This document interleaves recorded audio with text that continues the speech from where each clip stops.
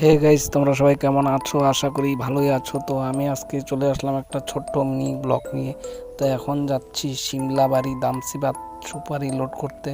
তো এখন পৌঁছে গেছি মোটামুটি সিমলাবাড়ির কাছাকাছি। এটা সিমলাবাড়ির জলের ট্যাঙ্কি দেখা যাচ্ছে ওই যে উপরে। তো এখানে সিমলাবাড়ি স্কুল এটা। তো আমি পৌঁছে গেলাম এখন লোডিং যেখানে হবে।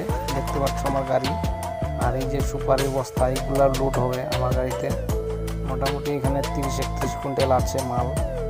তো এই বাড়িটাতে দেখলাম অনেক সুন্দর সুন্দর ফুল গাছ। ওই ফুল গাছগুলো ভালোই লাগলো আমাকে। আমি আবার চলে গেলাম সুপারি বাগানের ভিতরে। তো একটা সুপারি গাছ দেখলাম উপরে পাতা নাই, জিনিসটা ফাটা এক সাইডটা। আবার চলে গেলাম সুপারি বাগানে গাছগুলো দেখলাম বিশাল বড় বাগান। তারপর দেখলাম একটা ওই যে